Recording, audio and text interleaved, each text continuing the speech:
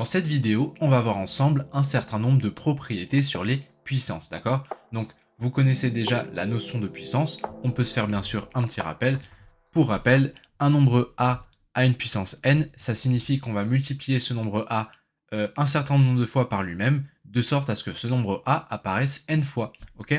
Donc ici, je vous donne un petit exemple. Si j'ai un nombre a à la puissance, par exemple 4, eh bien ça signifie que je vais multiplier ce nombre a par lui-même de façon à ce qu'il apparaisse 4 fois, c'est-à-dire a fois a fois a fois a, comme ceci, d'accord?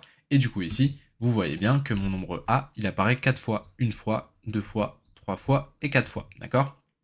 Donc ici, attention aux définitions qui disent a à la puissance 4, ça signifie qu'on multiplie a par lui-même 4 fois. En soi, non. Ici, a, je l'ai multiplié que 3 fois par lui-même, vous voyez? J'avais mon a, je l'ai multiplié une fois par lui-même, puis une deuxième fois, puis une troisième fois, d'accord? Donc je ne l'ai pas multiplié 4 fois par lui-même, je l'ai multiplié 3 fois par lui-même.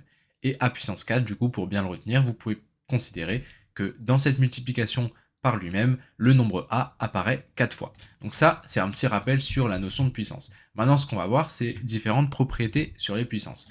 Qu'est-ce que j'entends par propriété sur les puissances? Eh bien, regardez. Ici, partons du principe que j'ai un nombre a et un nombre b. Ce sont des nombres relatifs, d'accord? Peu importe à la limite leur nature. Ici, je vais écrire tout simplement un nombre a une puissance n multiplié par un nombre b à une puissance n. Eh bien, il se trouve que cette égalité, d'accord, je peux dire directement que c'est égal au nombre a multiplié par le nombre b à la puissance n avec la puissance qui va venir s'appliquer autour du a et du b, d'accord? Donc par exemple, ici, on va se faire un petit exemple à côté. Si j'ai le nombre 5 à la puissance 2 multiplié par 3 à la puissance 2, eh bien je vais tout simplement pouvoir directement dire que c'est égal à 5 fois 3 et le tout à la puissance 2, d'accord? Comme ceci. Ça, c'est la première propriété. Et bien sûr, 5 fois 3, le tout à la puissance 2, c'est égal à 15, parce que 5 fois 3, ça fait 15, à la puissance 2, donc 15 au carré. Autrement dit, 5 au carré fois 3 au carré, c'est la même chose que 15 au carré, ok? Donc maintenant, voilà ici pour cette première propriété. Donc je vais noter peut-être un petit 1 à côté pour montrer que c'est la première. Maintenant, la deuxième propriété, c'est si jamais j'ai le même nombre qui est multiplié par lui-même, mais avec une puissance différente. Par exemple, a puissance n fois a puissance p. Et bien dans ce cas-là, quand j'ai ce cas de figure-là, je vais pouvoir dire que c'est égal au nombre a, qui est écrit tout seul. Par contre, à la puissance, je vais écrire n plus p, comme ceci. Donc quand j'ai un nombre qui est multiplié par lui-même, mais à une puissance différente, le premier nombre a, il est à la puissance n, et le deuxième nombre qui est le même, qui est a également, cette fois-ci je l'élève à la puissance p, eh bien je peux dire que c'est égal à la puissance n plus p, d'accord? Encore une fois, bien sûr, on peut se faire un petit exemple. Si j'ai 4 à la puissance 3 fois 4 à la puissance 7, eh bien je vais pouvoir dire que c'est égal à 4 à la puissance 3 plus 7, comme ceci, c'est-à-dire 4 à la puissance 10. Là, vous voyez que j'avais le même nombre 4, mais qui était élevé à une puissance différente. C'était la puissance 3 pour le premier nombre et la puissance 7 pour le deuxième nombre. J'ai simplement à écrire ce nombre 4 une fois et à additionner les puissances. Ça, c'est la deuxième petite propriété. Maintenant, on va voir la troisième propriété. La troisième propriété, c'est le cas où j'ai le même nombre a, qui cette fois-ci va être divisé par lui-même, mais élevé à une puissance différente. Par exemple, a puissance n divisé par a puissance p, d'accord? Donc c'est exactement comme le cas au-dessus, sauf qu'au lieu que ce nombre a il soit multiplié par lui-même, là il est divisé par lui-même avec une puissance différente. Et bien dans ce cas-là, la règle elle est quasiment identique qu'à celle juste au-dessus, simplement au lieu d'additionner les puissances, on va venir directement les soustraire. C'est-à-dire qu'ici je vais écrire que c'est égal à a à la puissance n moins p, comme ceci. Donc ici, si je prends un exemple, si j'ai 7 à la puissance 5 sur 7 à la puissance moins 2, comme ceci par exemple, et bien ça c'est égal à 7 à la puissance 5 moins le nombre qui est en bas. Et le nombre qui est en bas, c'est moins 2. J'ai donc 7 à la puissance 5 moins 2, c'est-à-dire 7 à la puissance 5 plus 2, c'est-à-dire 7 à la puissance 7, comme ceci, d'accord? Ça, c'est la troisième règle qui est importante de comprendre. Maintenant, on va parler de la quatrième règle, qui est aussi similaire avec la première règle, c'est que si j'ai deux nombres différents élevés à la même puissance et que je divise ces deux nombres, par exemple a puissance n divisé par un autre nombre b, mais qui lui aussi est élevé à la puissance n, eh bien vous l'aurez compris par rapport à la première règle, c'est égal au nombre a divisé par le nombre b, et la puissance n, je peux la mettre tout autour de la fraction, d'accord? Et non pas au numérateur et au dénominateur, ok? Donc encore une fois, on peut se faire un petit exemple. Si j'ai 2 à la puissance n sur 20 à la puissance... Alors j'ai mis n, bien sûr, je peux remplacer par une valeur. Donc on va dire que j'ai 2 à la puissance 8 sur 20 à la puissance 8, comme ceci. Eh bien, je peux dire directement que c'est égal à 2 sur 20, comme ceci, et mettre la puissance autour de toute cette fraction. Donc 2 sur 20 à la puissance 8. Ce qui est donc égal, bien sûr, si je simplifie, à 1 dixième à la puissance 8, comme ceci, d'accord?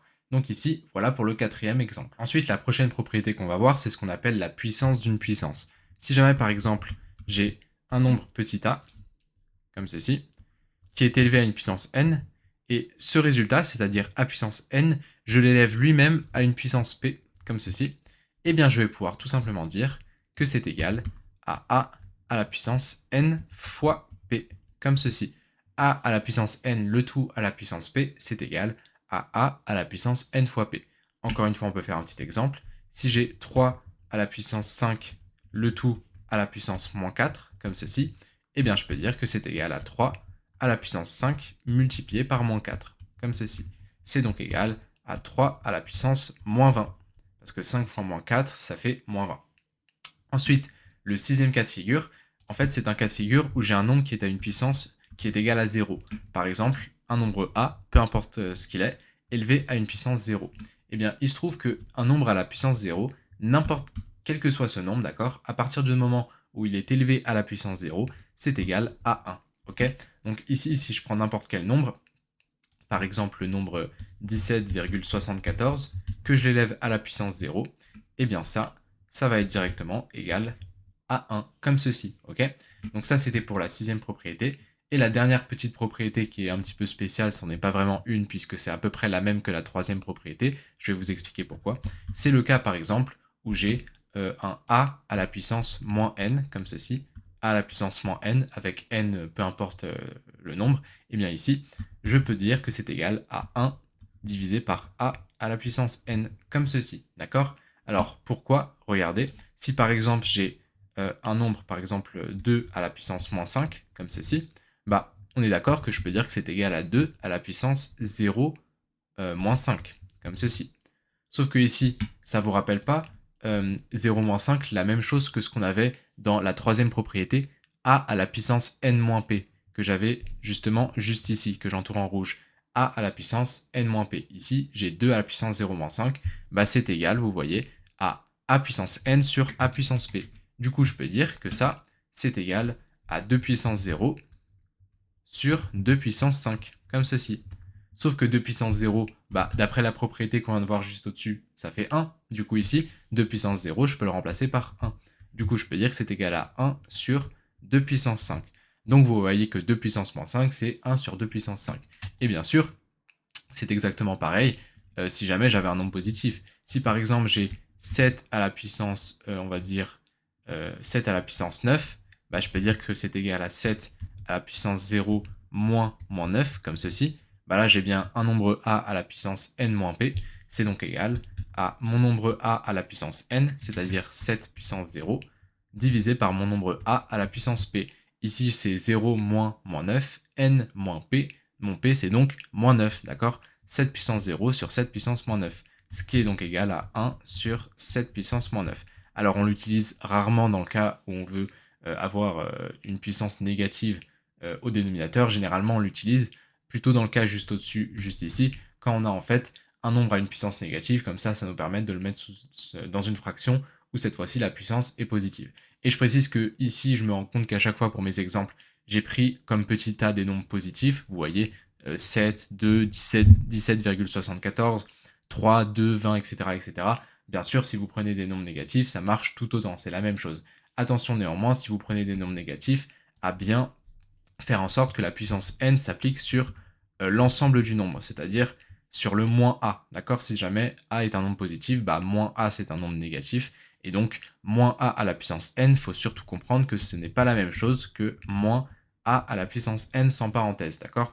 Parce que sans parenthèse, le n s'applique uniquement au nombre a, alors qu'avec une parenthèse, le petit n il s'applique au moins a, ok? Du coup ici, attention à bien mettre les parenthèses quand vous prenez des exemples avec un nombre négatif, mais en soi ici, pour les petits a, j'aurais tout à fait pu prendre un exemple, enfin même des exemples, avec un nombre négatif, ça aurait aussi fonctionné.